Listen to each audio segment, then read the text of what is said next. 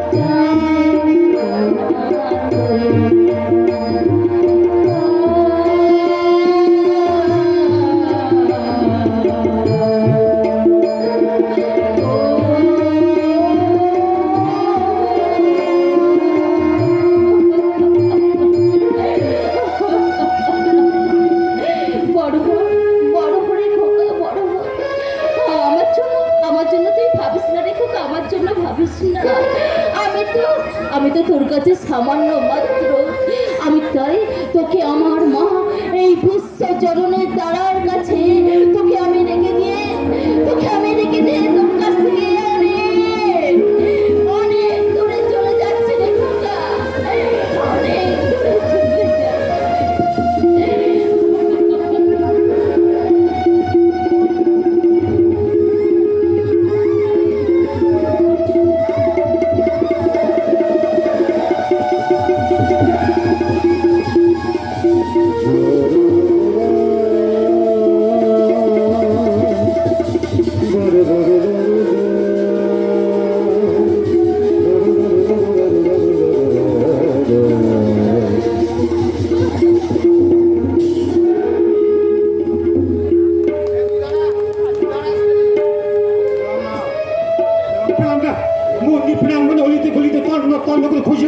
কিন্তু কোথায় সন্দেহজন মহিলা আমি দেখা পেলাম না।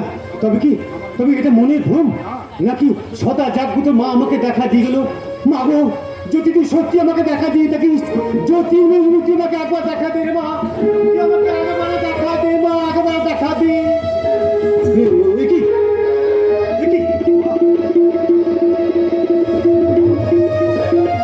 মন্দির প্রাঙ্গণে সত্যি শিশু, বাহ কি অপূর্ব!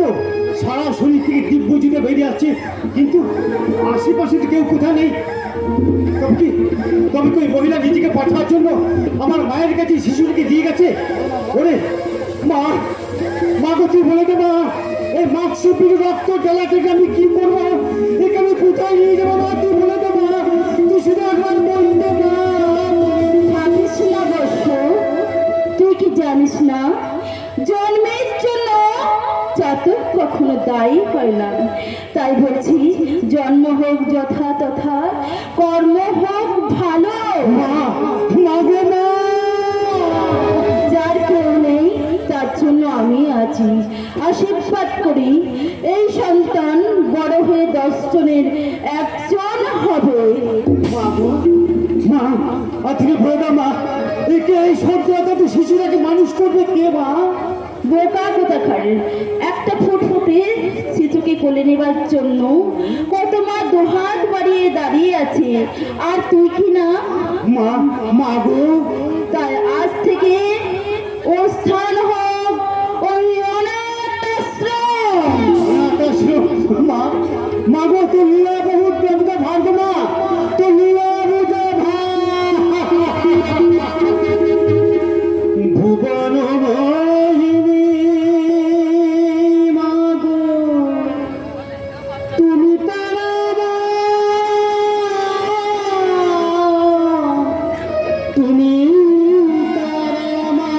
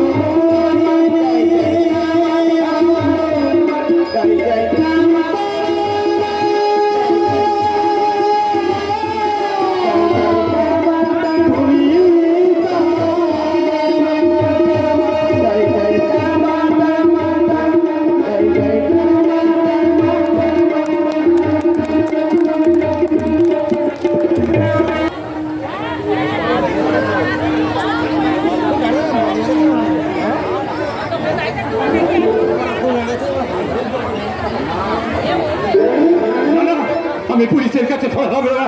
আমি অনেক প্ল্যান করে ওই জেলের আবার ভূখণ্ডি থেকে বেরিয়ে এসেছি, কিন্তু এই পোশাকে এখানে থাকলে ওই সব টিকটিকি বাচ্চাগুলো আবার টের পেয়ে যাবে, আমাকে আবার জেলে ছেলে বসে না তুফান মরবে, পুলিশের হাতে ধরা দেবে না। ওই দূরে জঙ্গলে একটা ছড়ি মারা রাস্তা বেড়ে গেছে, ওই জঙ্গলে আমাকে আত্মগোপন করতে হবে।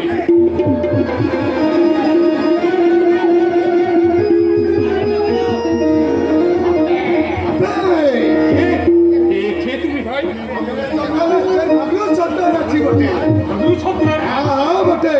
যার কোথায় সারা জঙ্গল এলাকা থমথমে হয়ে যায়, যার একমাত্র অহংকারে সারা জঙ্গলের বড় গ্রামের বহু মায়েরা মশালাতে বেরিয়েছে জানোয়ারের হাত থেকে বাঁচার জন্য আমি সেই মজুর সরকার আছি।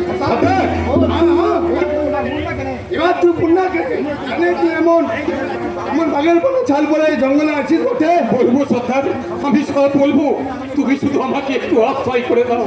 পুলিশ আমাকে ধরতে পারলে আইনের হাত থেকে আমি রেহাই পাবো না। আমি একজন জেল পলাতক কয়েদি, পুলিশ হয়তো আমার নামে ওয়ারেন্ট ছেড়ে দিয়েছে। আইন আমাকে নাগালের মধ্যে পেয়ে গেলে আদালতের রায়ে বিচার হবে একটাই, যার নাম মৃত্যুদণ্ড। যখন ওই জঙ্গলে আসে গেছিস আর তোর কোনো চিন্তা নাই, ও পুলিশ বাবুর বাপের খেমতে হবে নয়, এই মাগরুর চত্বরে কলজা থেকে তোরা ছিনিয়ে নিয়ে যায়। সর্দার, আমি বুঝে নিয়েছি তুই বাবু আছিস, তোর কথা শুনে জানছি তুই লেখাপড়া যেন ভদ্র লোক আছিস বটে। আমি কোনো ভদ্র সত্তা নই, আমি একজন খুনি আসামি, জেল ফেরার কয়েদি। তুই মাগরুর চত্বরকে ঝুট কেন বলছিস বাবুজি? বিশ্বাস করো সর্দার, আমি কোনো ভদ্র বংশের ভদ্র সন্তান নই, তাই তো আমার নাম শুধুই তুফান। এক পদবিহীন এক বঞ্চিত অতিথি প্রসব করেছিল কোনো এক স্বার্থপর মা। তুই কি বলছিস?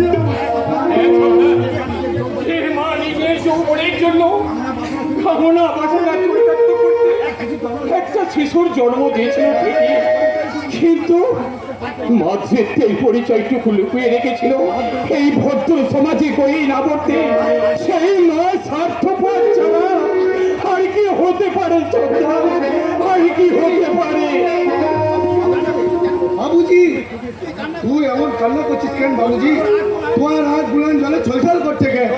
এই জল দুঃখ বেতায় জর্জরিত হবার নয় সন্তান, অনুশোচনার আগুনে অভিক্ষত হয়ে যাওয়া, দু চোখ ফেটে বেরিয়ে আসছে প্রতিহিংসার তরল আগুন।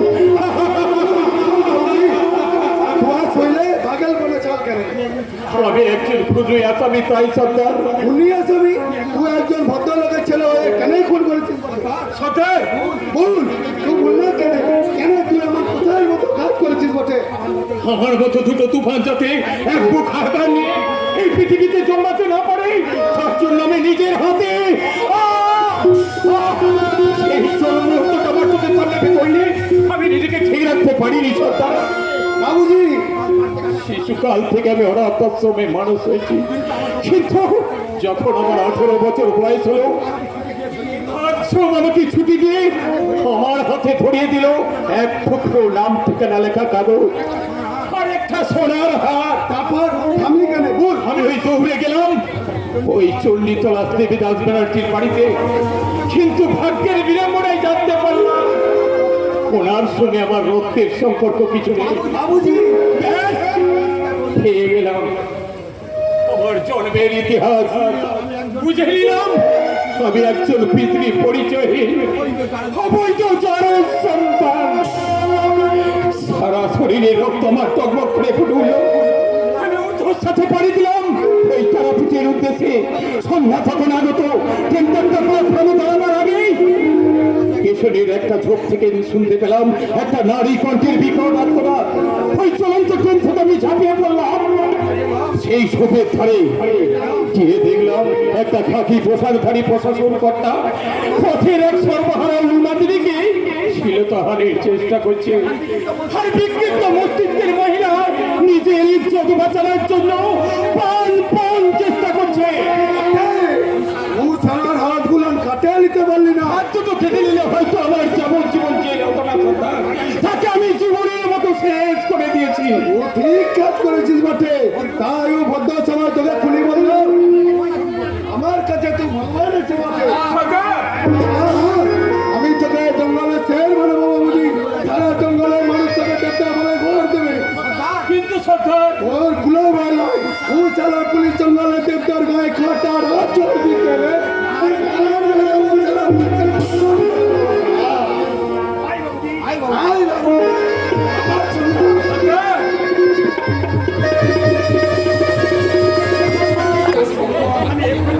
এক্ষুনি কলকাতায় যাবো, ব্যাপারটা আমার খুব একটা ভালো বলে মনে হচ্ছে না। তুমি মিঠাই চিন্তা করছো গো, হয়তো কাজের চাপে সে বাড়ি ফিরতে পারিনি।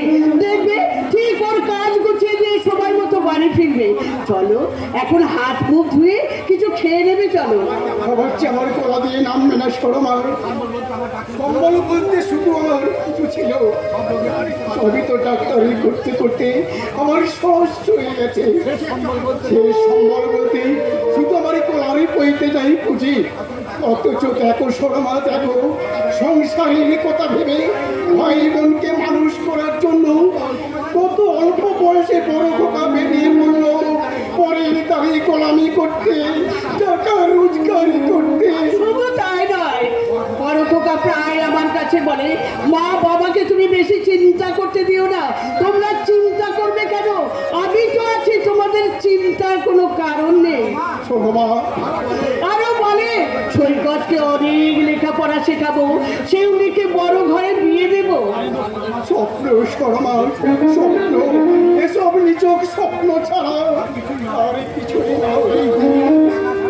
তুই দুনিয়ায় টাকা ছাড়া সব কিছুই ফাঁকা। আর তার জন্য আমি কি করবো, তোমাদের গ্যাস বাক্স ফাঁকা কি ভর্তি তা জেনে আমার কিন্তু কোনো লাভ নেই। আমি তাই বলছি যে আগামী শুক্রবারের মধ্যে ওই ফিস জমা দিতে না পারলে আমি কিন্তু পরীক্ষায় বসতে পারবো না। কি ভাবি রে মা, কি বলবো বল, তোর বাবার শরীরটা খারাপ, না হলে হয়তো আমি তোমাদের ওইসব পুরোনো গল্প আমার কাছে শুনিয়ে কোনো লাভ নেই মা। আরে তোমাদের ওই পুরোনো গল্প আরে আমি শুনলেও আমার পরীক্ষা কিন্তু কিছুতেই হ্যাঁ, আর এই সংসারের দুরবস্থা দেখেই আমি তো কলেজ ছেড়ে দিয়ে টিউশনই করতে চেয়েছিলাম, কিন্তু ওই পদার ইচ্ছা যে শত ঝড় ঝঞ্ঝার এলেও ওই গ্র্যাজুয়েশন আমাকে কমপ্লিট করতেই হবে। আগে পড়তেই হবে রে তুই, না হলে ওর স্বপ্নের রাজকুমারের নাগাল পাবি কি করে? এই চল একদম বাজে কথা বলবি না। এর চেয়ে ভালো কি করে হবে বল, দেখছিস না সামনে বাবা মা দাঁড়িয়ে। হ্যাঁ, আরে বাবা মাকে সম্মান দিয়ে একেবারে তো উল্টে দিচ্ছিস। আরে দাঁড়া না দাঁড়া, ওই বরটা আসুক ফিরে, তারপর আমি তোকে মজা দেখাবো। কি বলবি? আরে বলবো, দাদাকে তুই কি বলবি শুনি? আরে তাহলে শোন, আমি বলবো যে ঝোঁকটা ওই মিথ্যা ভাবে টাকা নিয়ে আরে প্রায় দিনই ওই কলেজে ফাঁকি দিয়ে বৃষ্টিকে নিয়ে সিনেমা দেখতে যাচ্ছে। বেশ করি। তাছাড়া দাদাও জানে ভাই এখন বড় হয়েছে, তাই একজন কলেজ স্টুডেন্ট হয়ে একটু প্রেম টেম করতেই পারি, তাই বলে ওর মতো কাউকে বিয়ে করবো বলে কথা দিই। এই চোদা, একদম বাজে কথা বলবি না বলে দিচ্ছি। আরে আমি কাকে বিয়ে করবো বলে কথা দিয়েছি বল? কেন অসীমকে? দেখ চোদা, আজ তোকে আমি না দেখেছো ছেলে মেয়েদের কাণ্ড দেখেছো, বড় হলে কি হবে, ছেলে মানুষে কিন্তু একদম কাটেনি। তুই ভেবেছিস ডুবে ডুবে জল খেলে পুকুরের বাবাও টের পাবে না, তাই না? এর পরেও যদি আমাকে খোঁচা দিতে চাস, দেবো হাতে হাঁড়িটা ভেঙে। আজ তোকে আমি ওরা থামবে? বেশ, থামলাম। একটা কথা বাবা, দাদাকে বলো পড়াশোনা করে পকেট ভর্তি ডিগ্রি নিলে জীবনেও আমি চাকরি পাবো না। তাহলে তুই কি করতে চাস বল? ভাবলাম ছোটবেলা থেকে ফুটবল আমার যথেষ্ট সুনাম রয়েছে, তাই আমি সিদ্ধান্ত নিয়েছি নেতাজি স্পোর্টিং ক্লাবে ভর্তি হবো। অ্যাডমিশন ফি 501 টাকা। দাদাকে বলো টাকাটা যদি আগামী সপ্তাহে দিতে পারে।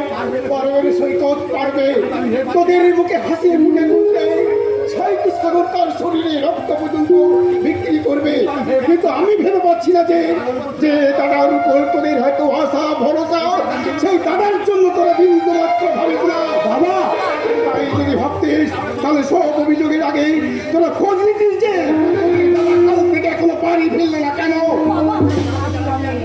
এই খবরটা জানাতে আমি অভিভাবকদের মতো ছুটে আসছি মেসমশাই। কি ব্যাপার মানিক, তুই হঠাৎ? খবরের কাগজটা হাতে পা মাত্রই আমি তোদের বাড়িতে দৌড়ে আসছি। আরে কি পেয়েছে মানিকদা, আর তুমি এত বিচলিত কেন?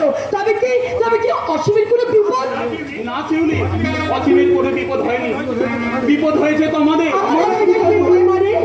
গতকাল সকালে 10 কর্পোরেট থেকে 20,000 টাকা সমেত এক ব্যাগ ছিনতাইয়ের অপরাধে। কি হয়েছে বলো? সাগরদা পুলিশের হাতে অ্যারেস্ট হয়েছে।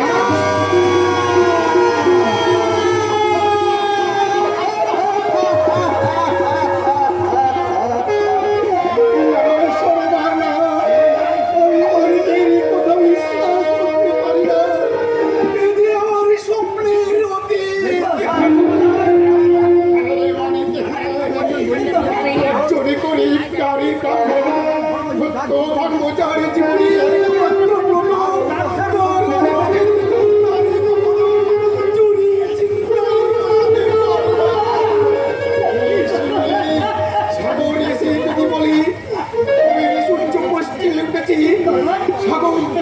মরুভূমি হয়ে গেছে, নদীর জলে পেট্রোলের মতো দাও দাও করে চলছে। সেই কথা হয়তো আমি বিশ্বাস করতে পারি, কিন্তু আমার সাগরের নামে কেউ যদি অপবাদ দেয় তা আমি কখনো বিশ্বাস করতে পারি না বাবা, তা আমি কখনো বিশ্বাস করতে পারি না। সাগরদার নামে অপবাদ আমি দিতে পারি, কিন্তু এই সংবাদ মাধ্যম তাকে তো আপনি অস্বীকার করতে পারবেন না। এই ছবিটা দেখে বলুন তো এটা সাগরদার কিনা। এই কর্পোরেট থেকেই নগদ 20,000 টাকা ছিনতাই। ধৃত যুবকের নাম সাগর।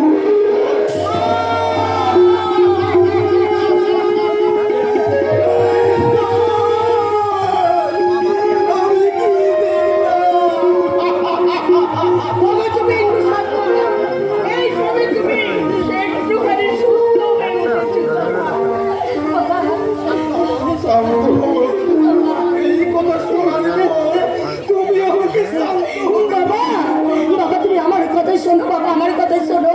ওই মিডিয়া প্রচারকে বিশ্বাস করে এক্ষুনি দাদার সম্পর্কে এত কিছু ভেবে নেওয়া ঠিক নয়। আর তাছাড়া আজকালকার ওই সংবাদ মাধ্যম যে ওই অপরাধ মানুষদেরকে না গোলাম, যে যত টাকা ঢালবে তার পেয়ে তত চরিত্র চাইবে। আর তাই তো বলছি না, ওই সংবাদ মাধ্যম শুনে এক্ষুনি আমাদের চুপ করে বসে থাকা ঠিক নয়। যে কোনো উদ্দেশ্যে হোক আসল সত্যটা যে আমাদের উদ্ধার করতেই হবে। মা উদ্ধার ঠিক বলেছিস, শিউলি ঠিক কথা বলেছিস। কার দোষ কার ঘরে চাপে তার তো ঠিক নেই। বাবা সৈকত না মা, না, কোনো চোরের হয়ে ওকালতি করতে যাওয়া আমার পক্ষে সম্ভব নয়।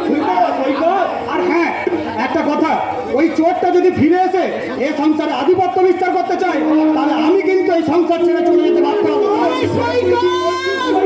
কি বলছি? কাকে কি বলছিস? কাকে তুই চোর বলছিস? ও যে তোর দাদা। দাদা দাদা আমাদেরকে দিয়েছিল যে বংশের মান সম্মানে কলঙ্কের কালি ছিটিয়ে আমাদের লেখাপড়া শেখাতে।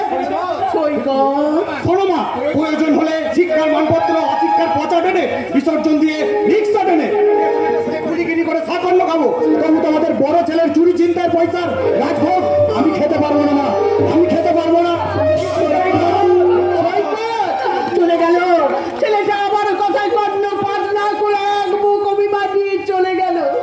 সৈকত কিন্তু ওই ছোট্ট রাগ করে চলে গেলেও আমি কিন্তু চাইনি মা। হ্যাঁ হ্যাঁ মা, হ্যাঁ বাবা, হ্যাঁ। আর তোমাদের যখন এই শিউলি আছে তখন তোমাদের কোনো চিন্তা নেই মা, কোনো চিন্তা নেই।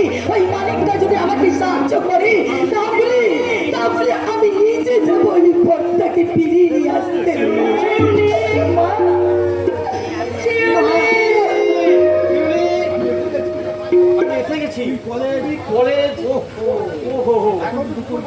এখন তো দুপুর গড়িয়ে আসলে চিন্তায় আমার মাথা ঠিক নেই। মা তুমি এমন ভাবে দাঁড়িয়ে আছো কেন? আমার খুব খিদে পেয়েছে, তাড়াতাড়ি। ব্যাপার মা, তোমার চোখে জল, তুমি কাঁদছো কেন মা?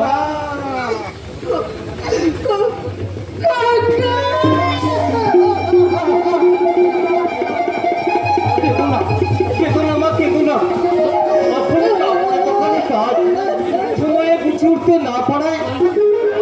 বাড়ি ফিরতে পারিনি, তার জন্য কান্নার কি আছে মা? সব দিয়া দিয়া মাছ ধরার চেষ্টা করেছি না সাগর। বাবা, তুমি কি বলছো বাবা?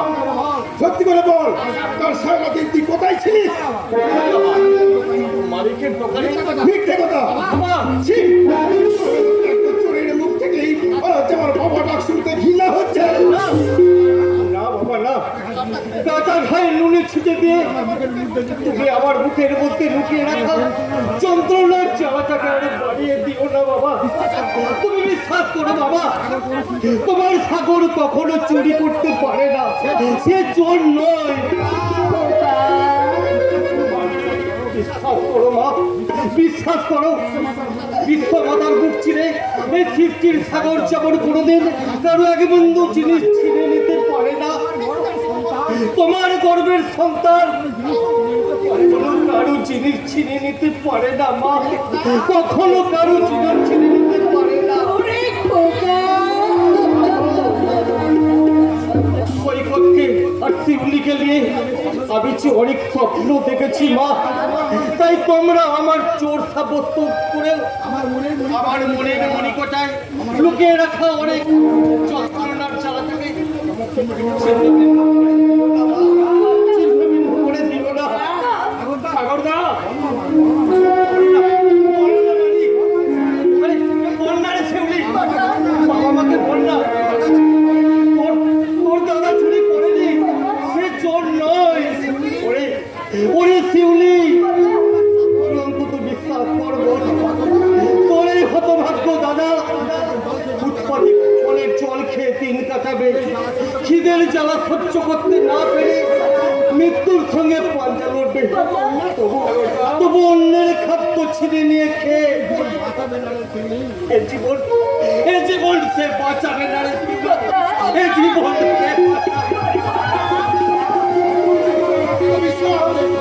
এই খবরের কাগজে তোর ছবিটা মিথ্যা ষড়যন্ত্র তো হতে পারে মেসে মশাই।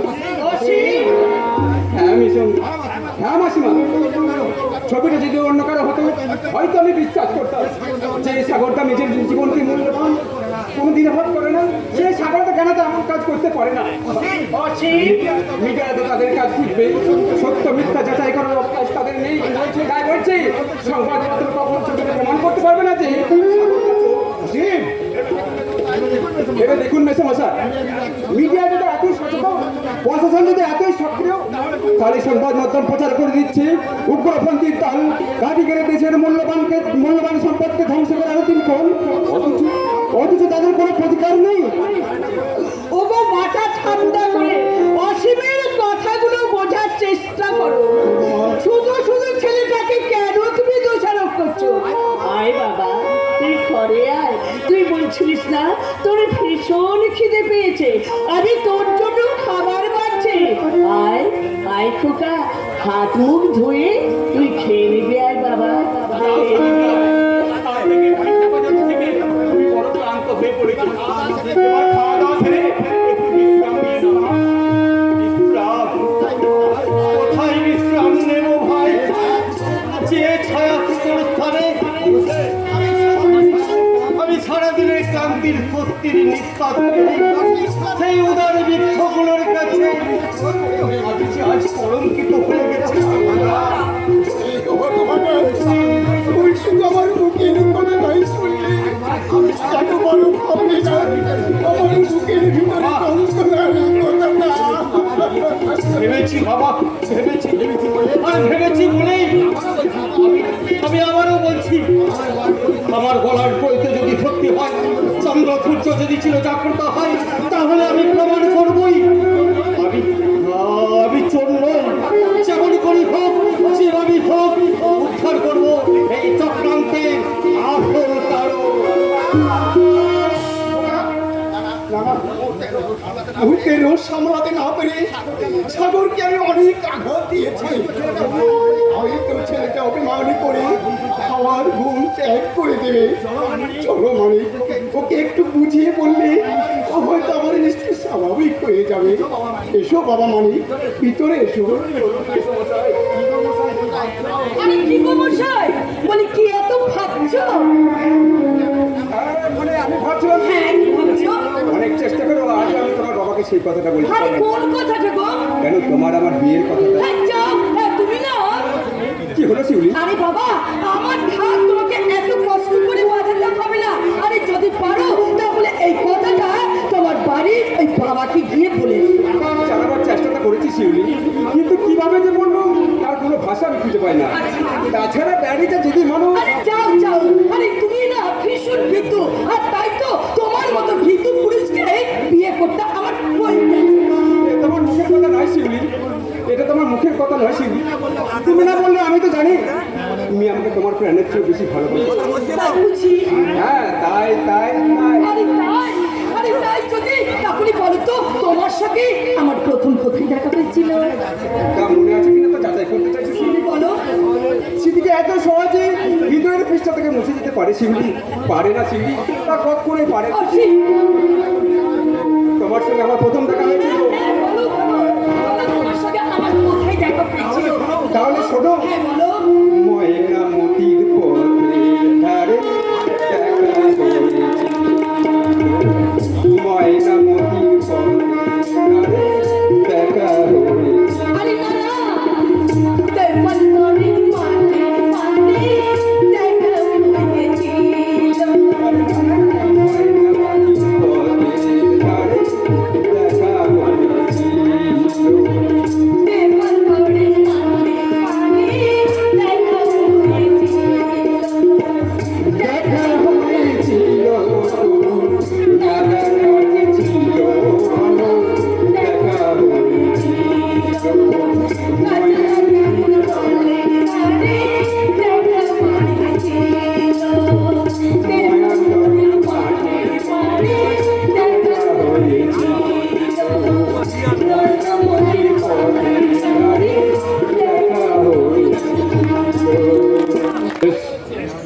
আমি অঞ্চল প্রধান শিলারাম বলছি। আপনি কি শুনেছেন গত রাত্রে দুর্গাপুর এক্সপ্রেসওয়েতে 5টি চোরাই মালের গাড়ি আটক হয়েছে এবং আটক করা গাড়ি থেকে বেশ কিছু বেআইনি মাল উদ্ধার করা হয়েছে। Very good. শুধু তাই নয় মিস্টার হালদার, ওই 2 নম্বরই মাল পাচার চক্রের পান্ডা যে আপনি, সেটা চালান রেকর্ডে প্রমাণ পাওয়া গেছে। সমাজপথে Yes, মিস্টার হালদার। তাই আজকের মধ্যে আপনি নিচে থানায় এসে সারেন্ডার করুন, তা না হলে আপনার বিপদ নিশ্চিত। ওকে ওকে অফিসার।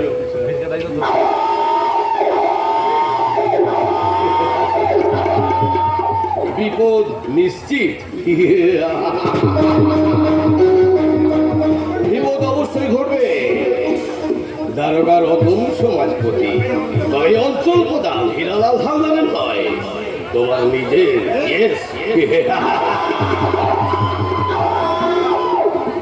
তুমি যখন এই অঞ্চল প্রধান হীরালাল হালদারের অনন্ত শরীরটাকে খোঁচা দিয়ে জাগিয়ে তুলে তাকে হিংস্র করে তুলেছ, তা তখন তার এই ভয়ঙ্কর খাবার অবশ্যই খেতে হবে।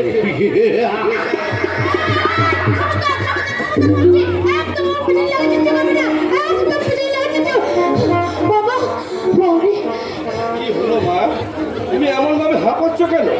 ও জানো না, আমার পেছনে এসে আমাকে ইনসাল্ট করছে, আমাকে তাড়া করে মারবো।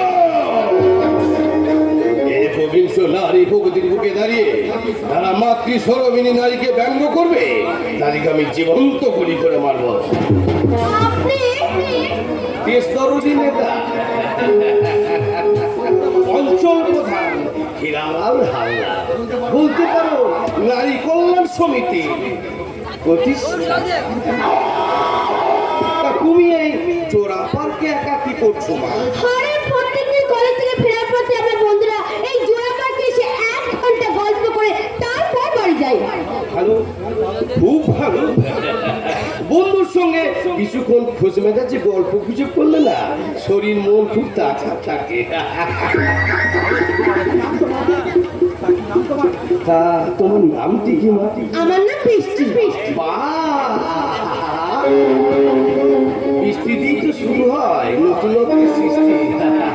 তা তোমার বাড়িটা কোথায় তা তোমার আমার বাড়ি বেশি দূরে নয়, আর তাছাড়া এখানকার জনপ্রতিনিধি যখন আপনি, তখন আমার দাদাকে নিশ্চয়ই চেনেন। তোমার দাদা? হ্যাঁ, আরে এই পটাশপুর থানার ওসি রতন সমাজপতি তো আমার দাদা।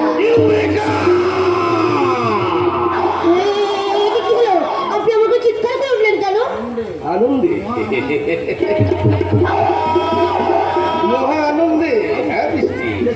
যে শিকারটাকে ধরার জন্য আমি দীর্ঘক্ষণ ধরে জাল পেতে অপেক্ষা করছি, সেই শিকারটা যে নিজেই এসে আমার খাঁচাই বন্দি হয়ে গেছে, আমি বুঝতে পারিনি মিষ্টি। আপনার কথাবার্তা আমি কিছু বুঝতে পারছি না। মুহূর্তের মধ্যে আপনার চোখে মুখের মৌলমতা কোথায় যেন হারিয়ে গেল।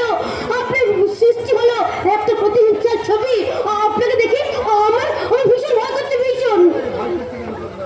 ওই করছে কেন সুন্দর? ওর ধারে সাথে মানুষ আছে, জানবার কি নেই? শয়তান, আবার তুই এসেছিস, আবার ওর পিছনে লাগার চেষ্টা করছিস। কেন আনবো না সুন্দরী? তোমার মতন একটা তাজা লাল গোলাপ পাপড়ি মেলা প্রস্ফুটিত হয়ে থাকলে তার মধু পান করার জন্য ভ্রমর তো তার কাছে গুনগুন করবেই সুন্দরী। আর একটা অস্থির ভাষা বললে কিন্তু আমি এক্ষুনি আমার দাদার কাছে থানায় ফোন করে তোমাদেরকে সবার করে ফাঁস করে দেবো। এক্ষুনি ফোন করে দেবো। नहीं, वो थाना पुलिस का भय देखिए, कोनो फायदा হবে না সুন্দর। কারণ কুত্তার বাচ্চারা এই অঞ্চল প্রধান হীরালাল হালদারের কেনা গোলাপ। অঞ্চল প্রধান হিরালাল হালদার। তোমরা কেউ জানো না যে এখানকার জনপ্রতিনিধি আমাদের রাতুল সমাজপতি? কারণ রাজনৈতিক নেতার পচটা কুত্তা নয়। হয় মিষ্টি হয়। প্রয়োজন হলে লম্বা লম্বা সাধারণ মানুষগুলোকেও সামান্য 3 ইঞ্চি নারায়ণ শিলার চরণে মাথা নত করতে হয়। মিস্টার হালদার! অঞ্চল প্রধান হিরালাল হালদার, আমার মুখের কথা আর কাজের মধ্যে কোনো ফারাক থাকে না। তাই তোমার দাদা দারোগার রতন সমাজপতি দম্ভ চূর্ণ করতে তার ওই আদর্শবাদী চিপটাকে আমি আমার পায়ের ময়লা চাটাবো। এই অঞ্চল প্রধান হিরালাল হালদার! একটা কথা মনে রাখবে, আমার দাদা রাতুল সমাজপতি নিজের ইউনিফর্মটার মর্যাদা রক্ষা করার জন্য যদি প্রয়োজন হয় আস্তে আস্তে আমার দাদা মৃত্যুকে বরণ করবে। তবু কখনো কোনোদিন অন্যায় চলে অপোজ করবে না। যাতে করে সেই ব্যবস্থাটাই তো করতে চায় বৃষ্টি সুন্দরী। দাদা, এবার বৃষ্টি সুন্দরীকে তুলে নিয়ে আমার বেডরুমে, আর আমি তো তখন বাসর সজ্জাটা সাজিয়ে রাখি গে।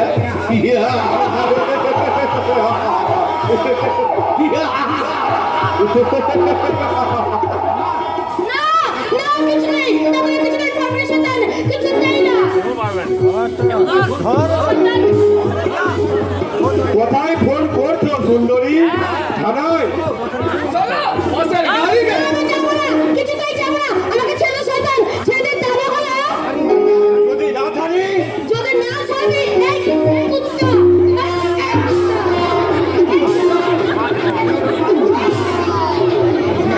কি ভেবেছিস তুই যে নারীরা শুধু বাহাত কাপড় পরে ঘোমটা টেনে ঘরের কোণে বসে থাকার জন্য জন্ম নেয়নি? বুঝে নে শয়তান, বুঝে নে। এবার তো গায়ের গোশত দিবে, এই ইমাম আলী। আজকে ছেড়ে দে আমার, ছেড়ে বলছি। আর কি এত সহজে ছাড়া যায়? ছেড়ে বলছি, বাঁচাও। কি আছে? ছেড়ে দে। কে বে শালা? সালামের বাপ! এই শালা টিকটিকির বাচ্চা! এই শালা গোবরের বাচ্চা! এখনো বলছে এই যদি প্রাণের মায়া থাকে, এই ভক্ত মহিলাকে বেজ্জতি করার অপরাধে ওনারা পায়ে ধরে ক্ষমাছে ওরা মেটুলির মতো সুরসুর করে কেঁদে পড়ো। नहीं, वो थाना हमारा अंचल प्रधान हिरालाल हालदार का दोस्त আছে। তাই আমরা তোর মতো চামচিকির কথায় কখনো মাথা নত করবো না। অঞ্চল প্রধান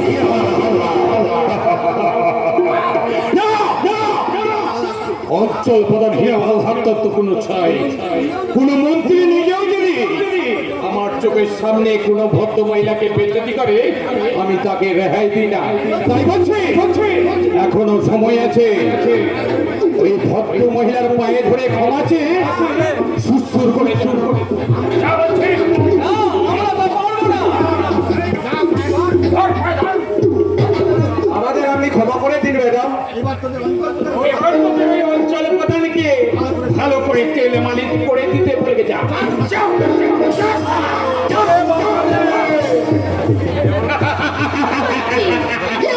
আপনি কে তা আমি জানি না, কিন্তু তবে ওই শয়তানদের হাত থেকে আমাকে রক্ষা করেছেন, তার ঋণ কিন্তু আমি জীবনে কখনো আমার জীবন দিয়ে শোধ করতে পারবো না। কি হলো ম্যাডাম, ভাবলেন কেন বলুন? না মানে বলছিলাম কি, আমি এই জোড়া পাখি না আমার বন্ধুর সঙ্গে দেখা করার জন্য এসেছি, আর নববর্ষের শুভেচ্ছা জানাবো বলে এই লাল গোলাপটি এনেছি। আর এই জোড়া পাখি যখন আপনি আমার বন্ধু হয়ে গেলেন, তখন এই লাল গোলাপটি দিয়ে আপনাকে জানাচ্ছি আমি সুস্বাগতম। আমার নামটাই বুঝুন এখন পর্যন্ত জানতে পারলাম না, তার হাত থেকে শুভেচ্ছা। আমার নাম বৃষ্টি। ঠিক ভারী মিষ্টি, তার মানে? ঠিক এই টাটকা গোলাপটির মতো। তাই বুঝি? ইয়েস ম্যাডাম, হয়তো আমরা দেয়া এই গোলাপটি আমার হাতে আসতে আমার বুকের ভেতরটা কেমন যেমন উথাল পাতাল করছে, আর হৃদয় ফুড়ে বেরিয়ে আসতে চাইছে। কি হলো বলুন কি? না, আজ নয়, আবার যদি কোনোদিন দেখা হয় সেদিন বলবো। আপনি তাহলে এ দেখা শেষ দেখা নয় তো, এ দেখা শেষ দেখা নয় তো, আবার হবে তো দেখা, এ দেখা শেষ দেখা নয় তো। কি চোখে তোমায় দেখি বোঝাতে পারিনি আজও হয়তো, এ দেখাই শেষ দেখা হয়তো, দেখাই শেষ দেখা হয়তো, এ দেখাই শেষ দেখা নয়তো।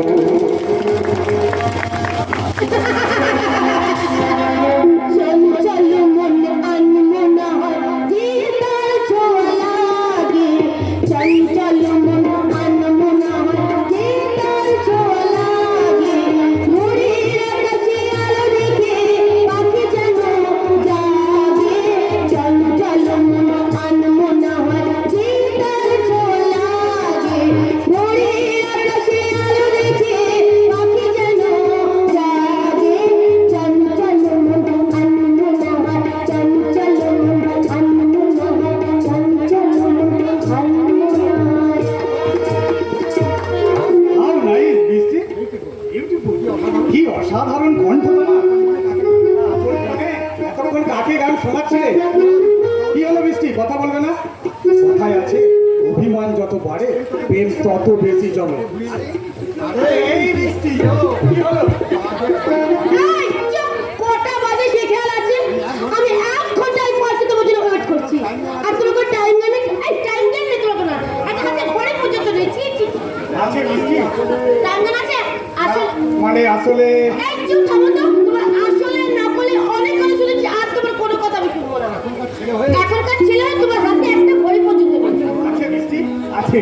ফার্স্ট ইয়ারে পরীক্ষার সময় দাদা আমাকে একটা রিস্ট ওয়াচ কিনে দিয়েছিল। শুধু তাই নয়, এই তো মাসখানেক আগে দাদা আমাকে বলল, দেখ সৈকত, তোর কলেজ বন্ধুদের সবার পকেটে 2-4টে করে ফোন আছে, আমিও তোকে একটা দামি ফোন কিনে দেবো। কিন্তু বিশ্বাস করো বৃষ্টি, সংসারের চরম দারিদ্রতার মধ্যেও দাদা কিন্তু আমাকে এতটুকু অভাব বুঝতে দেয়নি। ওই, তাহলে এই ওল্ড ড্রেসটা পরে তুমি ঘরে কেন বলো তো? কারণ মডার্ন ড্রেস পরতে আমার ভীষণ লজ্জা করে। এই যাও তো যাও, তোমার মধ্যে একটা নুন ছাড়া আলু ভাতে বসা ছেলের সঙ্গে আমি কোনো কথাই না। এই যদি তোমার মনে হয় তাহলে তুমি আমাকে ভালোবাসলে কেন তোমাকে আমার ভালো লাগে বলে। বৃষ্টি? সত্যি, তোমার মতো বিলিয়ন ছেলে কিন্তু আমার তারা কিন্তু একদম হাতছাড়া করতে চায় না। কি করে বুঝলে? আরে লেখা কি করে বুঝলে, কি করে বুঝলে, কি করে বুঝলে? আরে আমি তো সুযোগ পেয়ে কায়দা করে দাদাকে তোমার আমার সম্পর্কটা জানিয়ে দিয়েছি। কথা শুনে রতনদা কি বললেন? ধরতে যদি পারি ছেলের ঘানি টানিয়ে ছাড়। কি বাবা দাদা, তুমি এখানে? আর বলিস কেন, কি হঠাৎ থানায় খবর গেল কিছুক্ষণ আগে একজন মার্চ ক্রিমিনাল কিছুক্ষণ আগে এই জরাপারকে আত্মগোপন করেছে। ঠিক বলেছো, ঠিক বলেছো। আর আমি এই জোড়া পাখি সৈকতের জন্য তো ওয়েট করছিলাম, তারপর দুজন গুন্ডা এসে আমার হাত ধরে টানাটানি করলো। তারপর আমি বাঁচাও বাঁচাও বলে চিৎকার করলাম। যখন তোমার পরিচয় দিলাম তখন আরো রেগে গেল, আর যখন চিৎকার করে উঠলাম তখন দেবদূতের মতো আবির্ভাব হলো। সেই লোকটি আমাকে সে উদ্ধার করে। তুমি কি বলছো বৃষ্টি? হ্যাঁ সৈকত, হ্যাঁ ঠিকই বলছি।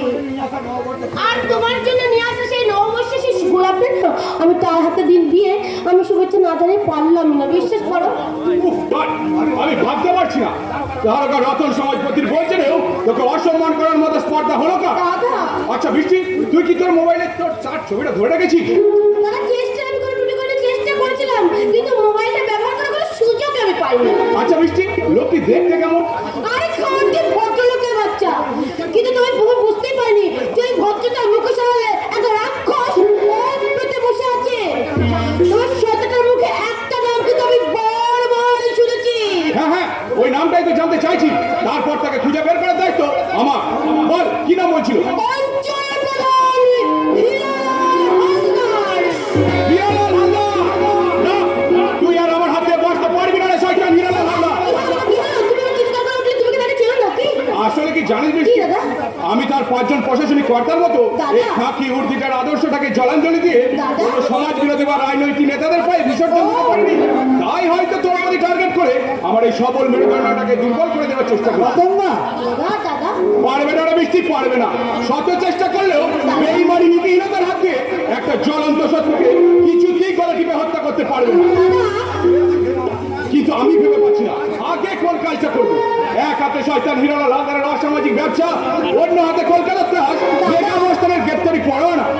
আগুন নিয়ে খেলতে যাওয়ার আগে বৃষ্টির কথাটা একটু ভেবেছেন রতনদা?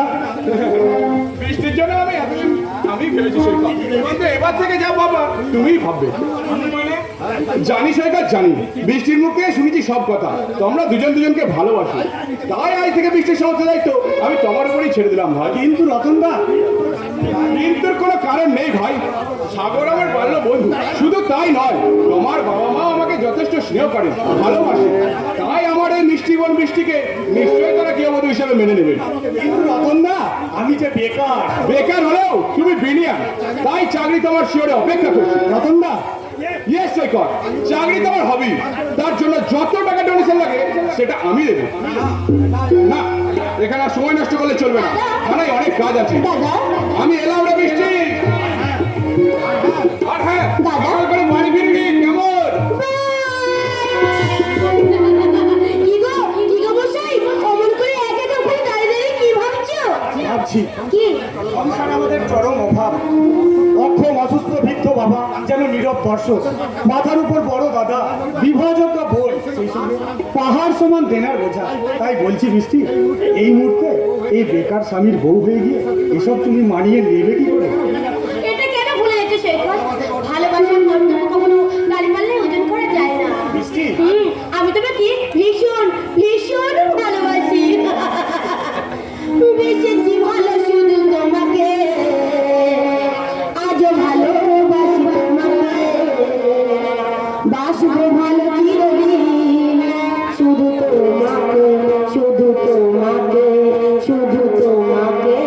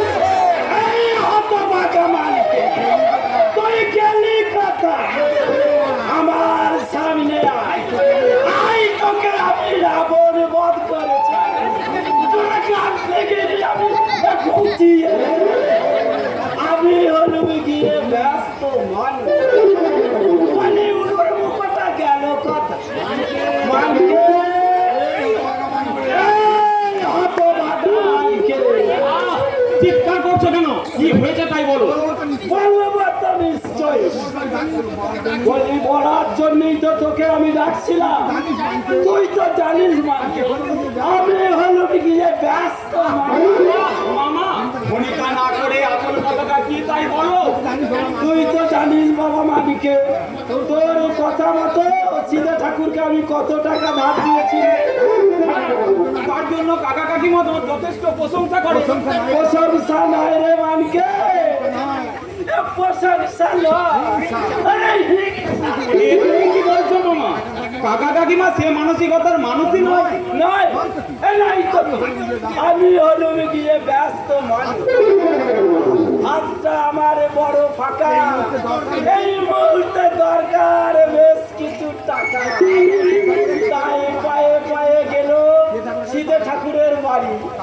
তারপর আবার টাকা তো দিলেই না, উল্টে অপমান অপমান অপমান বলে অপমান। ওই যে আরে ঝিঙ্কি নেই, ওর আসপরটা তো কম নয়, আমাকে বলে কিনা বাড়ি থেকে মেরে দিয়ে যা। এ তুমি কি বলছো মামা? আমি আগুন সুন্দর হাতে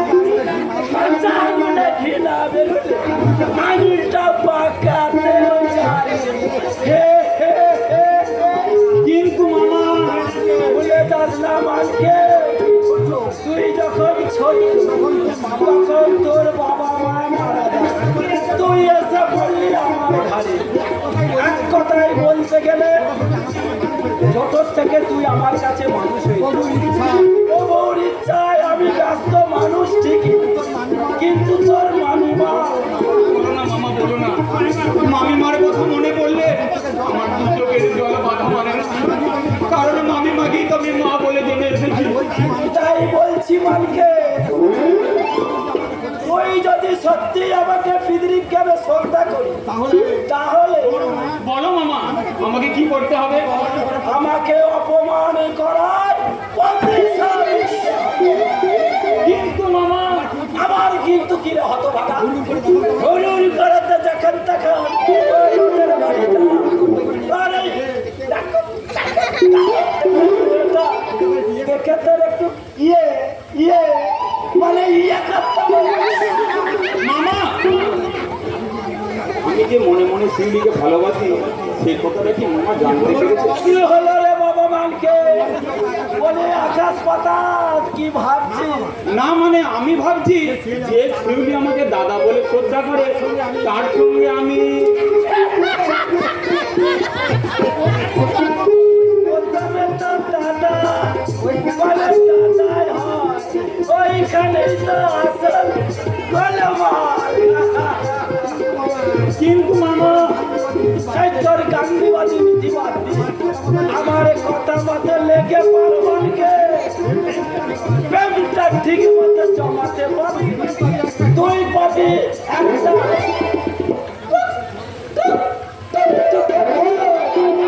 আর আমি পারবো ওই সিধু মুখুচার ভাগ্যটাকে জন্য বিচ্ছিন্ন করতে। হে হে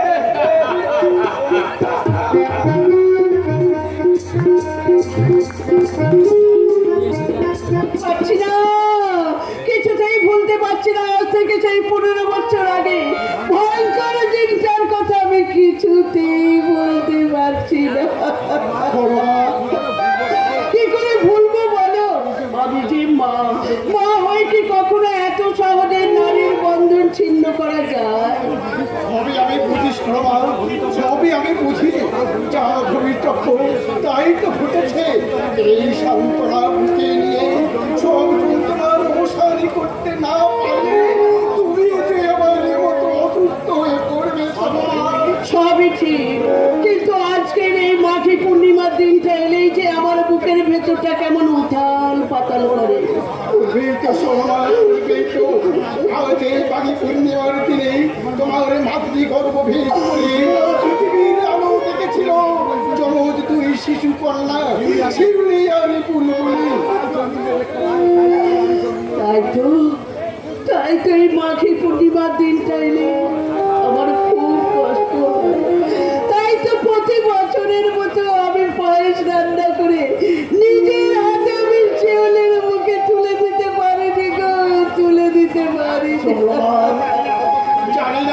সেই হতচ্ছাড়ি মেয়েটা আজ বেঁচে আছে না মরে গেছে, তাও অজানার ছবি হারিয়ে গেছে।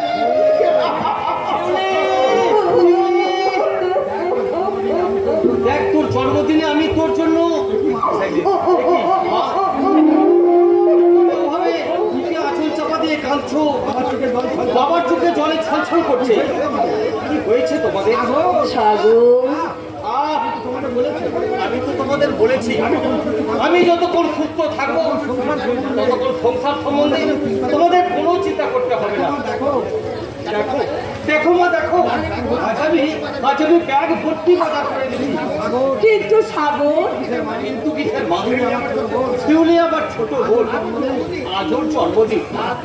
আত্মীয় কুটুম বন্ধু বান্ধব নিমন্ত্রণ করে ঘটা করতে না পারলো ওকে পাঁচ টাকারই ভাত দিয়ে তো আনন্দ দিতে পারবো মা। হ্যাঁ, তুমি বেশি বের করো না মা। ওই মিষ্টিগুলো বের করে মাছটা তাড়াতাড়ি বেঁচে ফেলো, রান্নাঘরে খারাপ হয়ে যেতে পারে। ওই মিষ্টি পান এত সব কিভাবে জোগাড় করলি রে সাগর? এ তো অনেক টাকা দাঁড়া। হয় নেই বাবা, আমি যে চুরি করে আনিনি এ ব্যাপারে তোমরা নিশ্চিন্তিত থাকতে পারো। এ তুই কি বলছিস রে খোকা? এ তুই কি বলছিস? মিথ্যে চুরির অপবাদে আমার আগের মালিক কাজ ছাড়িয়ে দিল, আমার সততা আবার আমাকে নতুন কাজ জুগিয়ে দিয়েছে। এই সংসারটার জন্য তুই যা করে চলেছ গৃহ করতে হবে, আমি তা বিন্দু মাত্র কিছুই করতে পারিনি রে বাবা। তুমি কি বলছো বাবা? আমি তো শুধুমাত্র সংসারের বড় ছেলের কর্তব্যটুকু করেছি, কিন্তু কিন্তু আমার দুঃখ একটাই, আর পাঁচজন ছেলের মতো আমার মাকে আমি দামি শাড়ি পরিয়ে গলা ভরা হাতে দিয়ে সুখী করতে পারিনি। এসব তুই কি বলছিস রে খোকা? এসব তুই কি বলছিস বাবা? ঠিকই বলছি, আমারও তো ইচ্ছে হয় তোমাদের চোখের জল মুছিয়ে দিতে, ইচ্ছে হয় বাবাকে খুব একটা বড় ডাক্তার দেখাতে, কিন্তু কি করবো বলো? এছাড়া যে আমার আর কোনো উপায় নেই। সাগর, এক কথা শুনে শুনে কান এবার পচে যাবে। সৈকত, দেখো বাবা, সংসারে সবসময় ওই নেই নেই কথাটা আমার একদম ভালো লাগে না। কি হয়েছে আমাকে বল সৈকত। হবে আবার কি, যা রোজ হয়। শিউলিকে বললাম আজ আমি একটু বেরোবো, রান্নাটা সকাল সকাল করে নিতে। শিউলি আবার মুখের ওপর বলে দিল আরে পারবো না বেশ। আচ্ছা মা, তুমি বলো তো, আরে বাড়িতে কোনো আনাজ পত্র নেই, আমি কি দিয়ে রান্না করবো? আর এইদিকে উনি সাইড থেকে ওই প্রেমিকের সঙ্গে দেখা করতে যাবেন, আর তার জন্য আমাকে কি সকাল সকাল রান্না করে দিতে হবে? শিউলি, ধৈর্যের কিন্তু একটা সীমা আছে। হ্যাঁ, আরে ধৈর্যের সীমা আছে, এ কথা সত্যি, কিন্তু তার ওই মানবিকতার সীমা নেই রে চোখা। শিউলি, কি হচ্ছে? বড়দের শুধু ওভাবে কথা বলে না। হ্যাঁ মা, তুমি আর দেরি করছো কেন? যাও বাজারে ব্যাগটা নিয়ে গিয়ে রান্নার ব্যবস্থা করো। ঠিক আছে, হ্যাঁ, আমি এক্ষুনি যাচ্ছি বাবা, আমি এক্ষুনি যাচ্ছি। পায়েসটা একটু বেশি করে করো, তা না হলে সৈকত আর শিউলি দুজনে খেতে বলতে হয়তো মারামারি শুরু করে দেবে। ঠিক আছে বাবা, ঠিক আছে, তাই হবে। কথাটা আমার মনে থাকবে। শিউলি, আজ তোর জন্মদিন, তাই তোর জন্য এই শাড়িটা এনেছি। আরে এত সব এইসব খরচা করে কোনো মানে হয় না বলতে। তা বললে কি হয় রে পাগলি? হাজার হোক তুই আমার একটা মাত্র দুষ্টু মিষ্টি বোন। হ্যাঁ রে শিউলি, বাবা মায়ের সুখ আর তোদের মুখে হাসি দেখতে পেলে আমি খুশি। আর বাবা, এই নাও তোমার ওষুধ কেনার জন্য 200 টাকা। চলেছি তখন তো সারা পরিষ্কার পয়সা গুণ করতেই হবে রে খোকা। সব তুমি কি বলছো বাবা? তুমি শুধু আমাকে আশীর্বাদ করো, আমি যেন সারাটা জীবন তোমার কর্তব্যের কান্ডারি হয়ে সংসারকে আর হালটা শক্ত করে ধরতে পারি। আরে হ্যাঁ রে সৈকত, কাল রাত্রে ছুটতে পেলাম তুই বাইরের কাছ থেকে টাকা চাইছিলি। কি হলো, মুখ ঘুরিয়ে দাঁড়িয়ে রইলি যে? বল, তোর কত টাকা চাই? সৈকত না বললেও আমি বলছি সৈকত কাল কলকাতা যাবে ইন্টারভিউ দিতে, তাই সবই টাকা। এই কথা, এই কথা যা তুই আমায় বলতে পারিস। এত কষ্ট করে লেখাপড়া শিখেছি চাকরি পাওয়ার জন্য, আর চাকরি পেতে গেলে একবার কেন প্রয়োজন হলে 100বার ইন্টারভিউ করতে হবে। এই নে 200 টাকা। না, জীবনে প্রতিষ্ঠা হতে গেলে তোমার ওই চুরি করা একটা টাকা আমার লাগবে না। কি বললি, কি বললি সৈকত? আমি হ্যাঁ হ্যাঁ, তুমি একটা চোর চোর চোর চোর। তুমি আমার কাছে চোর বললে? এনেছে, বেশ করেছে। এ হাত তোর ভাগ্য ভালো নয়, তা না হলে না রে সৈকত না, আমি স্বেচ্ছায় তোর গায়ে হাত তুলিনি। তুই কোন এক অজানার মুহূর্তের বসে আমি দাদা হয়ে তোকে শিক্ষা দিতে চেয়েছিলাম। তোমার মতো একজন অশিক্ষিত মূর্খ আমার মতো একজন উচ্চ শিক্ষিতকে দেবে শিক্ষা? বাহ, অপূর্ব। আমি স্বীকার করছি রে সৈকত, তোর মতো একজন উচ্চ শিক্ষিতকে শিক্ষা দেওয়ার মতো যোগ্যতা হয়তো আমার সত্যি নেই। কিন্তু তুই বিশ্বাস কর ভাই, তোর দাদা চোর নয়। তুই বিশ্বাস কর, আমি চোর নই। তোর দাদা কখনো রোজগার করার পয়সাই যায়নি। তুই বিশ্বাস করছি না?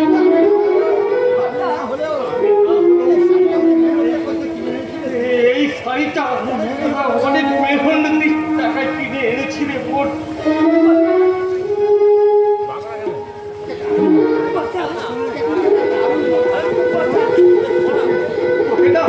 তোকে না এই শাড়িটা দারুণ মানাবে। জানি না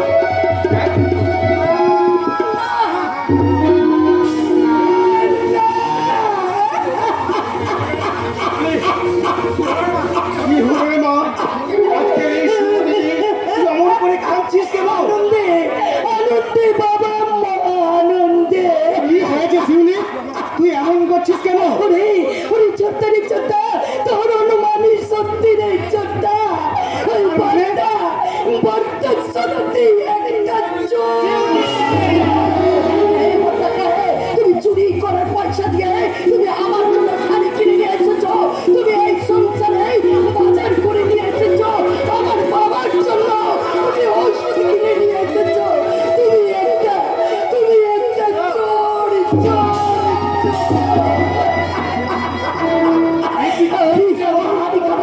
আমি খাবো না তোমার চুরি করার পয়সায় এই শাড়ি পরে আমি জন্মদিনে আনন্দ করে আমি খাবো না। আমি সব কিছু ফেলে দেবো।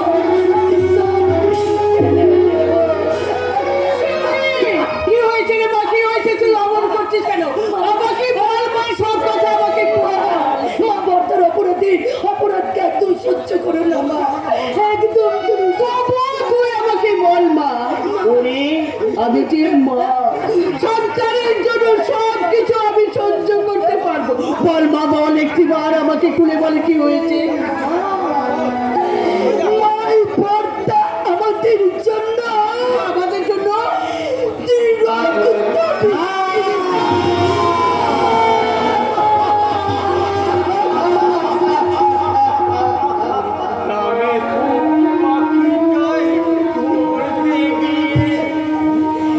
কিনেছি সোনার খাঁচা, যা কিছু সব বিকিয়ে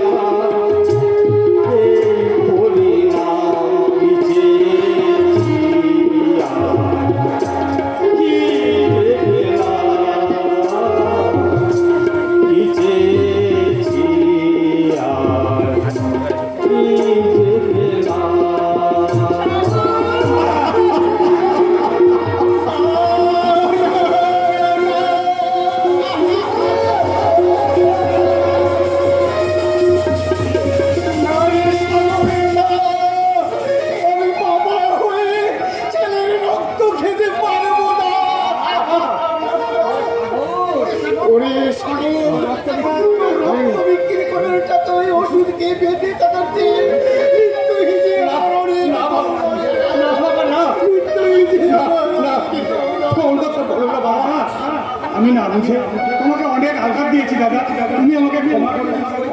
সৈকত, না দাদা, না। আমাদের কথা ভেবে, এই পোড়া সংসারের কথা ভেবে তোমার জীবনটাকে তুমি এইভাবে তিলে তিলে শেষ করে দিও না দাদা, শেষ করে দিও না রে পাগল। প্রয়োজনের তাগিদে শরীর থেকে একটু রক্ত ক্ষয় হলে কোনো ক্ষতি হয় না দাদা। তাছাড়া তুই বল সৈকত, আমি তো চুরি ডাকাতি চিন্তাই করে টাকা আনিনি। না মা, না। ওই বড়টাকে তুমি এত বড় তুমি আজকাল দিও না মা। হ্যাঁ, আজ তোমাকে আমার মাথায় হাত দিয়ে দিব্যি করে বলতে হবে যে জীবনে ভবিষ্যতে আর তুমি কখনো এমন কাজ করবে না বড়টা। বড়টা তোমার ওই সামান্য রোজগারে আমরা বাবা আনন্দে আমরা সাজ মাছ আমরা লুটে পারি খাবো বড়টা। তবু তোমার এই রক্ত বিক্রির টাকায় আমরা রাজভোগ আমরা খাবো না বড়টা। আমরা কিছু খাবো না। হ্যাঁ, কথা দে সাগর, কথা দে। তুই তোর বোনের মাথায় হাত দিয়ে দিব্যি করে বল আমাদের সুখের জন্য আর কোনোদিন তোর দেহের রক্ত তুই বিক্রি করবি না। বল বাবা, বল, তুই আমাকে কথা দে। দ্বিতীয় দিন যদি কোনোবার শুনেছি যে তুই তোর দেহের রক্ত বিক্রি করে আমাদের সংসার চালাতে চাইছিস, তাহলে তুই তোর মায়ের দিও না মা, দিব্যি দিও না। আমি তোমাদের সকলকে কথা দিচ্ছি, আমি জীবনে আর এ কাজ করবো না। শুধু আজকের দিনে শিউলিকে একটু আনন্দ থাকতে বলো মা, একটু আনন্দ করতে বলো, একটু আনন্দ।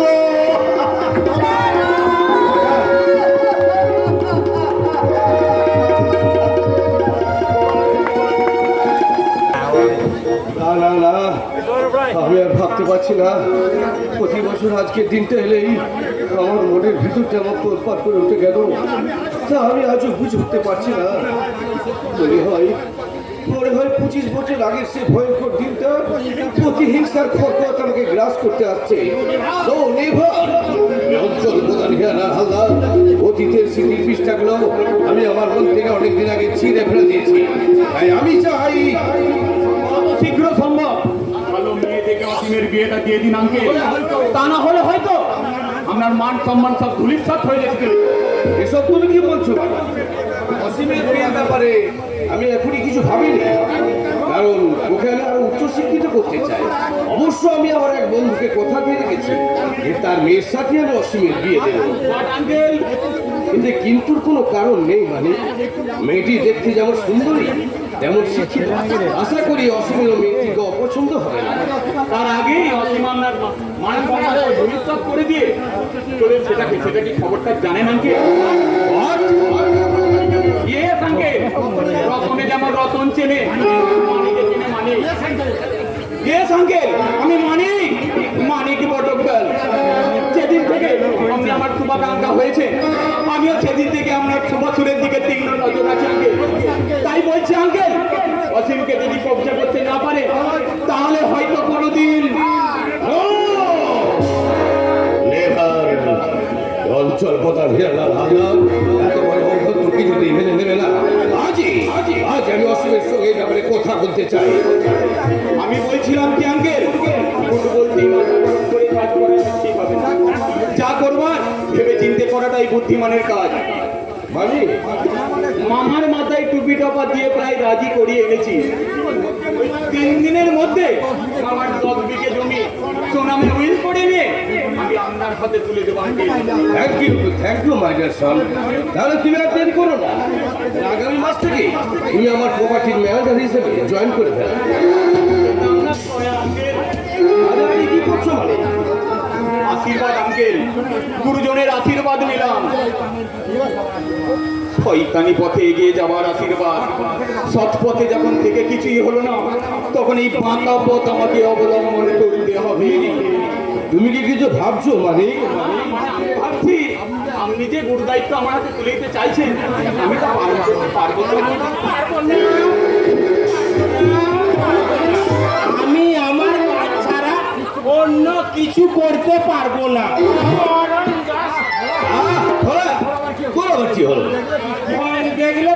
চলে যায়। ও বাবু, এই 7 দিনে আমি তোমাকে 70 বার বলেছি আমি ভোলা নয়, আমি ভোলা না। মরণ দশা। তোদের লালিশটা কি তা তুই বল। দাদা বাবুর কাল সারা রাত ঘুম হয়নি, তার মাথা ধরেছে। আমাকে বলে কিনা মাথা গড়ায় বসে মাথাটা একটু মালিশ করে দিতে বলেছে, যখন একটু দিতেই তো পারতে বলো। মরণ দশা, আমি কি ওর ইয়ে নাকি যে নরম হাতের জাদুতে মাথা ধরা ভ্যানিশ করে দেবো? এটাকে কোন জঙ্গল থেকে উদ্ধার করলেন? 7 দিন আগে হঠাৎ এসে আমায় বললো। থামো গো বাবু থামো, কি বলেছি সেটা আমি বলছি। পেটের জ্বালায় ঘুরতে ঘুরতে এই বাড়িতে এসে বাবুকে আমি বললাম, বাবু আমার দেশ সুন্দরবন, সেখানে কোনো কাজ নেই। কাঠ কাটতে গেলে একদিকে পুলিশের তাড়া, অন্যদিকে বাঘে পেটে যাওয়ার ভয়। তাই এই বাড়িতে যদি কাজের লোক লাগে তো আমাকে নেবে। বাবু এক কথায় রাজি। আমিও লেগে বলুন ঝাড়ু দেয়া আর বাগানে জল দেওয়ার কাজে, মাইনে 2 বেলা পেট ভরে ভাত। তা বাবা তুমি কোন জঙ্গলে থাকো? কম কাটছেন কেন গো বাবু? আমি তো খারাপ কিছু বলিনি। ও আমার নারী নক্ষত্র সব জেনে নিল, আর আমি জানলি তো মরণ দশা। শোন ভোলা, আমার নাম ভোলা না। তোর ভোলা না, ভোলা মানিক তো দাদা বাবুর বন্ধু। খুব শীঘ্র মানিক আমার প্রপার্টির ম্যানেজার হচ্ছে। তাই এবার থেকে মানিককে স্যার বলি কথা বলতে হবে। হ্যাঁ, মরণ দশা। কবে থেকে কাজে লাগছে গো স্যার? দেরি না করে তাড়াতাড়ি লেগে পড়ে। আমি কাজে লাগলে আমার কি লাভ হবে বলো না? মরণ দশা। এত সোজা কথাটা বোঝো না বাবু। তুমি কাজে লাগলে আমার এক ধাপ প্রমোশন হয়ে ঝাড়ুদার থেকে আমি হালুইকর হয়ে যাব, আর তুমি হবে ঝাড়ুদার।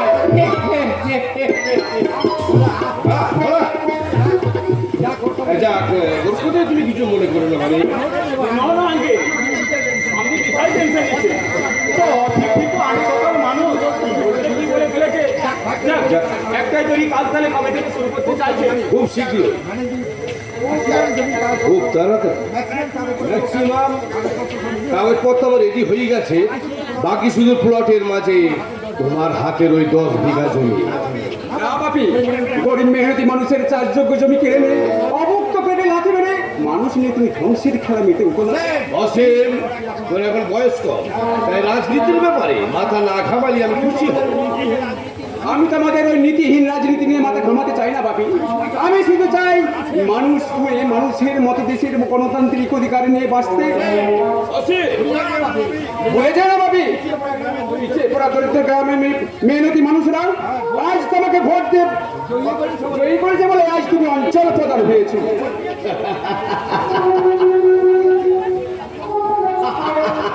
ভোট দিয়েছে বলে কি আমার মাথাটা কিনে রেখেছে নাকি? আরে তারা যেমন আমি ভোট দিয়েছে, আমি তেমন তাদের পিছনে মুঠো মুঠো টাকা বিলিয়ে দিয়েছি। বাপি, টাকা দিয়ে হয়তো ভোট কেনা যায়, কিন্তু মানুষ কেনা যায় না।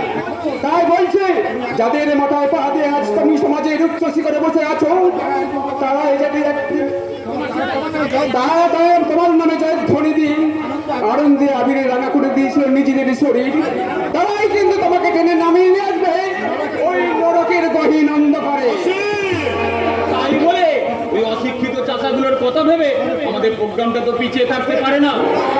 ভুলে যাস না মানে, অশিক্ষিত চাষাদের বাদ দিয়ে তুই আর বাপের মতো কিছু ভুল ভাল না বানাও, কোনোদিন গ্রামকে শহরে পরিণত করতে পারবি না। আজকের সন্তান হয়ে ভুলে গেলি রে মানে, মাত্র 1 বছর আগে দুটো জায়গা জমি অতিক্রম কেন্দ্র করে নিয়ে মানুষ নিয়ে ধ্বংসের খেলা ভুলিনি রে অসীম, ভুলিনি। আজ আমি ভুলতে পারিনি সেই মালিক পরিবারে অসহায় মেয়েটির কথা।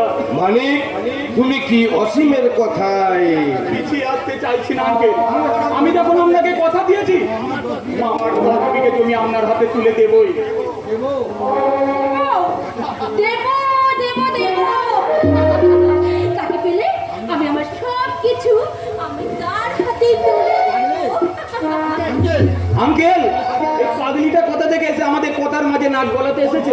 অর্ধ পাগলি মানিক, যাও তুমি ইমাম আলীকে পাঠিয়ে দাও এই পাগলিটাকে ঘাট করে এখান থেকে বের করে দিও। এক্ষুনি যাচ্ছি আঙ্কেল। তুমি একজন জনপ্রতিনিধি, গ্রামের উন্নয়নের জন্য, দেশের উন্নতির জন্য তোমরা এত ভাবো, আর এই সামান্য একজন মানসিক ভারসাম্য মহিলা কোনো কথা না শুনে তাকে লোকটা অপদাস্ত করে বাড়ি থেকে বের করে দিতে চাইছো। অসীম, কথা না বাড়িয়ে তুই এখন আসতে পারিস? আমাকে একটু একা থাকতে দে। যাচ্ছি ভাবি, তবে যাবার আগে আবার বলে যেতে চাই, একজন শিল্পপতিকে সাহায্য করতে হাজার জন গরিব মানুষের পেটের ভাত, গরমের পোশাক, ছেলে মেয়েদের ভবিষ্যৎ, ওই সোনাপোনা চাষযোগ্য হিসেবে মাটিকে কিনে নিয়ে নিজের জীবনকে অভিশপ্ত করো না বাপি, কলঙ্কিত করো না। অসীম, আমাদের বলে যদি বলিয়ান হয় তাহলে দেখবে ওই শত সহস্র মানুষ তোমার বিরুদ্ধে সোচ্চার হচ্ছে, আমার পরিবারের প্রাণে কমে যাবে, আমারই কুশলীকে ব্যবহার করছে, কত মানুষজন মরছে, তাদের পরিবারের আছে অভিযোগ, তোমার বাইরে নিজের মাটিকে পাক হয়ে চলে যাচ্ছে, তখন শত চেষ্টা করলেও নিজেকে বাঁচানোর জন্য একটা সরকার তুমি নাগালের মধ্যে পাবে না বাপি, পাবে না নিজেকে বাঁচানোর জন্য একটু বিশুদ্ধ ওর মতন মূর্খের কোথায়? আমি একটা এত বড় সুযোগ কিছুতে হাতছাড়া করতে পারবো না। প্রয়োজন হয়ে সমস্ত গ্রামের মানুষদেরকে নিয়ে আমি আলোচনায় বসবো। যদি স্বেচ্ছায় রাজি হয়তো ভালোই, তা না হলে আমি ভারতের মা, তাই এই ভারত মাতা জীবিত থাকতে তুমি আপনার গর্ভের একটা সন্তানকে নষ্ট করতে পারবে না। আমার গর্ভ আকাশে একটা মাত্র তারা ফুটেছিল ঠিকই, কিন্তু আমার মতো শত শত কোটি কোটি মায়ের গর্ভে মাতৃ গর্ভ ভেদ করে অনেক তারার জন্ম হয়েছে, তাদের একটাকেও তোমাদের পাশে কলঙ্কিত হতে আমি দেব না। পাগলি তো বড় সত্যের জন্য চেনা চেনা মনে হচ্ছে। কি ভাবছো গো বাবু, কি ভাবছো? আমার কথা শুনে তুমি ভয় পেয়ে গেলে? পাগলি, ওর মতন একজন পাগলির কথায় এই অঞ্চল প্রধান হীরালাল হালদার কখনো ভয় পেতে শেখেনি। কে? কে তুমি? কি যেন নামটা বললে? কি যেন নামটা বললে? তার আগে আমি জানতে চাই, পাগলির ছদ্মবেশে আমার বাড়িতে হানা দিয়েছিস কি উদ্দেশ্যে? উদ্দেশ্য মহৎ। এই মুহূর্তে তোর আসল পরিচয় প্রকাশ না করলে আমি তোকে মিলে যাচ্ছে আমার অঙ্কের হিসাব, একটু একটু করে মিলে যাচ্ছে। পাগলি, তুমি বিশ্বাস করো, আমি আমি পাগলি হয়তো পাগলি না। আমার তুমি নিশ্চয়ই চিনতে পারবে। তুই বিশ্বাস প্রতিমা, প্রতিমা, তুই বিশ্বাস করো প্রতিমা, আমি তোমার প্রতিমা। তুই বিশ্বাস করো প্রতিমা, তোমাকে বিয়ে করে রেখে আমি বাড়িতে গেলাম সকলকে খবরটা জানাতে, কিন্তু কিন্তু বিশ্বাস করো কোনো এক কাজে ইয়েতে আমাকে এক মাসের জন্য বাইরে যেতে হলো। সে খবরটা হয়তো তোমাকে জানানোর মতো কোনো অবকাশ আমি পাইনি। তারপর ফিরে এসে আমি তোমাকে অনেক খুঁজেছি, কিন্তু তোমার কোনো সন্ধান আমি মেলাতে পারিনি প্রতিমা। কি মজা, কি মজা, কি মজার কথা বলো তো। আমি খুঁজছি তোমাকে আর তুমি খুঁজছো আমাকে। কিন্তু তোমার এই গর্বের সে সন্তান